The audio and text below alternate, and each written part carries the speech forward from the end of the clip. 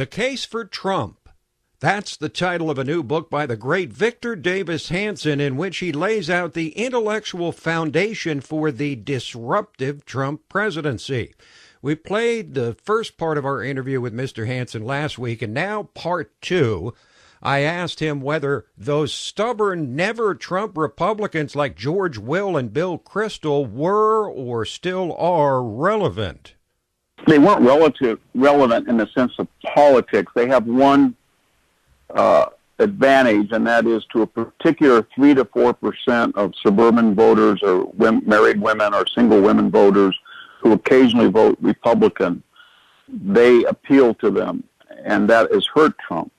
And the other thing they do is, I can tell you, as somebody who wrote this book and was just called a Nazi and a Martin Heidegger-like toady to Trump as Hitler by Gabriel Schoenfeld and the new Bill Kristol bulwark. They try to incite, they're very bitter, and that they're trying to sow dissension or anger among the Trump traditional supporters. And they're sort of spoilers, court jesters. They're full of anger, and I think part of it is these were the coastal establishment figures, the columnists, the insiders, the handlers, the politicos that usually go to the White House. They go on TV. They're part, and they feel that they've been alienated or ostracized from a Republican source of power and influence, and they're very angry. They look at Trump in careerist terms as opportunities that were closed to them. And a lot of them have actually tried to apologize and find their way back into the halls of power, and Trump has a long memory, and that's made him even angrier. Indeed. Let's talk about the Democrats a bit. They wrote off Trump in 2016. They were certain they would beat him, probably in a landslide. Do they now believe he's a true force to be reckoned with, someone who will be hard to beat in 2020?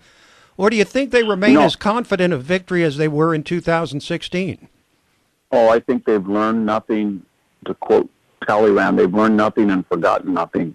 I think they think 2016 was just an aberration, and they're going to go hard progressive like McGovern did in 72 or Walter Mondale did in 84, and this time they're going to win.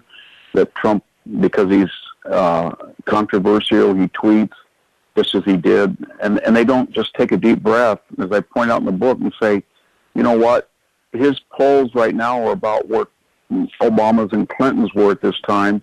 He did better in the House than they did in the midterms. He did much better in the Senate than they did in the first midterms, and they both pretty much clobbered their re-election opponent, respectively, Bob Dole and Mitt Romney, and so they don't understand that really this 2020 election is Trump's to win or lose himself.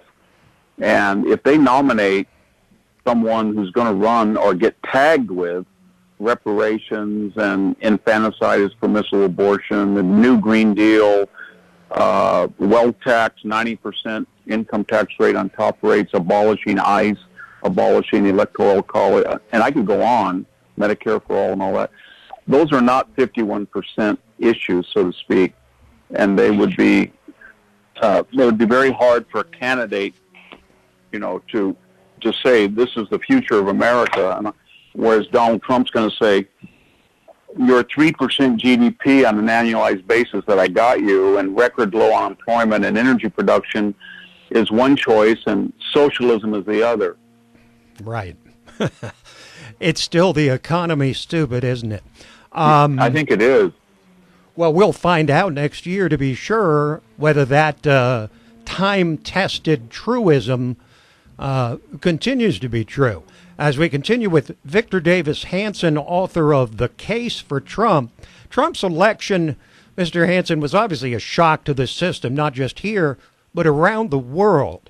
What do you suspect world leaders really make of him, whether it's in Europe, Middle East, Asia, Russia, China, North Korea, and the way that he's toppled traditional American foreign policy? Do they largely applaud him, fear him, what? That's a very good question, and I've been very lucky at the Hoover Institution because we have access to visiting journalists and dignitaries that stop by on their way to the West Coast, especially from Asia. And I've noticed something in the last 2 years that publicly they're appalled by Trump, and they say that he's not working within existing post-war institutions, or he's too crude or crass or too mercurial. But when you get them off the record in private conversations, then the reaction's very different. And it's more or less, I think now somebody's standing up to China, and had you not stood up to China and you were Taiwan or South Korea or Japan or Australia or Philippines or Vietnam, there was a sense that Obama was not protecting you or would not back you, and it was inevitable you had to cut a deal with China. Or if you were in Europe, you just understood that you had no mechanism for even daring to challenge Chinese mercantilism. Or if you talk to Europeans, they'll kind of shrug and they'll kind of smile off the record and say, yeah, we really didn't have any intention of paying 2% GDP, investing in defense, and we just thought you guys wouldn't care. Or when you talk about certain people in the Middle East, they'll tell you off the record, well, we didn't understand why you ever got into that Iran deal.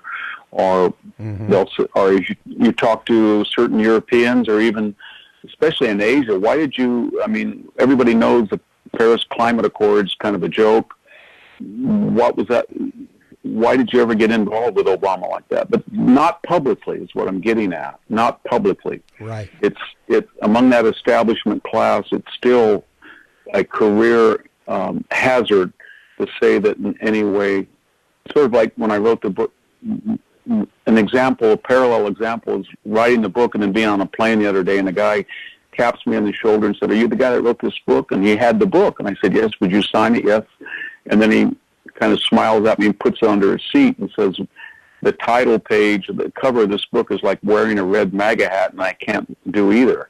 And that was kind of funny, but it was true. And I think, so if you write the book, and like I said, if you write a book and somebody calls you a Nazi, then the next time is you don't want to really write a book. That's the intent of that slur. And so I think a lot of people are afraid to come out and say that for all his warts, Donald Trump did something that traditionally better qualified, at least supposedly better qualified presidents had not been able to do. We hadn't had annualized 3% GDP since 2006.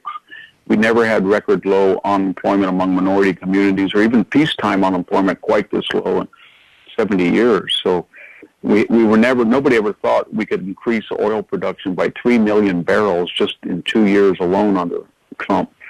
And so there's things going on, I think, that nobody expected. I don't think any of the Democrats or traditional Republicans or never Trump thought that he would make such superb judicial appointments, not just that they're strict constructionists, but they're so well qualified. And so I think he's doing things, he's questioning everything. I mean, he's questioning, why should we give federal money when you don't enforce the Fourth and First Amendment on campuses? Why do you campuses push these federal loans down on these students that have $1.5 trillion in aggregate debt, where you charge them these sky-high rates, and then when they default, the government has to cover for them when you could cover for them as well, and you wouldn't do it. So he's asking questions that should have long ago been asked, but everybody was afraid to ask them. Well, to that point, it was noteworthy that Trump himself said when he talked to the Chinese, they'd say, yeah, we know that the tariff situation is totally not a level playing field. They charge a lot. We charge almost nothing. They said we kept expecting somebody to say something and ask it to change, but nobody ever did until Trump came along. They didn't. No, they didn't. I can tell you that where I work at the Hoover Institution, the status quo among experts on China was, well, we're the post-war leader of the free world in the West, and so we're going to allow these infractions, they would call them, among Chinese traders and the government and companies, because Tiananmen Square was just a speed bump on the way to Carmel, and the more money they make, the more we give them allowances, the more they're going to liberalize and eventually become a democracy. And Trump came along and said that's never going to happen. The more they're going to consider that magnanimity weakness to be exploited. Mm-hmm. And after he did that, it's just shocking to me to see people suddenly, where I work and elsewhere, say, hey, they don't treat religious minorities well. Hey, they're anti-democratic. Hey, their one-child policy is becoming Orwellian. Wow, they're harvesting body parts. and suddenly he was like that 2004 Apple commercial where the woman throws the sledgehammer in the screen and Big Brother just goes blank. And now suddenly it's okay to talk about China, as long as you don't mention that this newfound freedom to say the truth about China isn't because of Donald Trump. You never give him credit. You just say, I came up with this great idea that we got to get tough on China, but Trump had nothing to do with it. And that's pretty much true of a lot of his successes. Mm-hmm. Let's close with a question which asks you to sort of take the 30,000-foot view of Trump and his presidency. Does Trump's ascent to the presidency mark the end of an era and the start of a whole new one? And more significantly even, has Donald Trump changed the way politics is done forever, or is he just a bump in the road, an aberration? Well, I think that the rise of Bernie Sanders and some of these left-wing versions of Trump starts to suggest there's a lot of people in the country, and we saw this cheating scandal about Ivy League and Stanford admittances. As an example, there's a lot of people in the country who believe now that this bi-coastal culture, this bragging about where you go to school and you're going to have this resume and this hipster type of lifestyle, there's something wanting in it. And the idea that an American in San Francisco would know more about Shanghai than Bakersfield, or an American in D.C. knows the streets of Paris better than he does York, Pennsylvania. There was something wrong there, and there was something amoral about writing off the interior, and you're not going to be successful unless you realize that lesson. I think that's changed. There's been a real pushback against unelected elites and administrative state, and that's worldwide now, from Brazil to Britain to Europe to streets of Paris. And the other thing is, I think we're going to be a little bit more careful in writing people off. We used to say, well, Ross Perot or third parties can't ever win, and they can't. But that doesn't mean that you can't have a third-party candidate within a traditional party. And when that happens, all bets are off. So I think that people are now saying, maybe being a business person is better than having a JD from Harvard Law School. Or why do we always have presidents with Yale and Harvard Law degrees that never could function in the real world? I'd rather have a guy that runs a 7-Eleven that knows inventory and security and the business cycles and has to survive by his own hard work and acumen, rather than just getting it, lifelong tenure and then walking into government. So yeah, that's changed, I think, and that's changed for the good, I think. On that note, we thank you, Mr. Hansen, and wish you the best of success with this book, and hopefully it won't be read only by people that like Trump.